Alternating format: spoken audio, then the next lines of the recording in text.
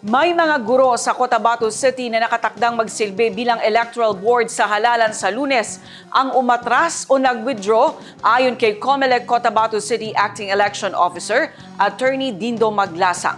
Ilan sa mga dahilan na ipinaabot ng mga umatras na guro ay problema sa kalusugan.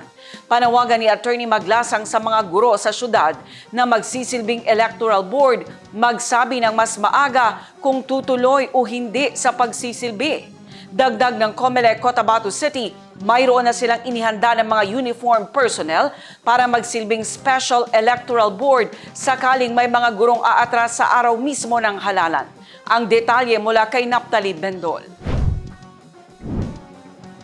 477 ang kabuang bilang ng mga guro na magsisilbing electoral board sa 159 clustered precincts sa Cotabato City sa darating na halalan sa Lunes, May 12. Bawat presinto ay mayroong 3 guro. Isa dito ang chairperson, poll clerk at third member.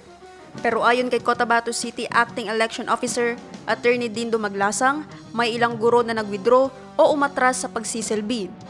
I receive less than 10 teachers na nag-withdraw.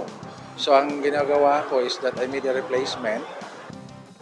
Dagdag ni Attorney Maglasang, planchado na ang kanilang contingency plan sa ganitong sitwasyon. Then in the event na they will withdraw on that election day, on that day mismo, I have a contingency plan. I will use a uniformed personnel. Ilan sa mga tinukoy ng mga guro sa lungsod na umatras sa pagsisilbi sa halalan ay problema sa kalusugan. May iba doon na health reason, they will undergo for medical procedures. So, yan naman mga reason na yan, acceptable naman yan kasi health na po yung usapan.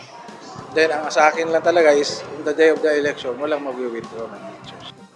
Pakiusap ni Attorney Maglasang sa mga guro, magsabi ng mas maaga kung tutuloy o hindi sa pagsisilbi.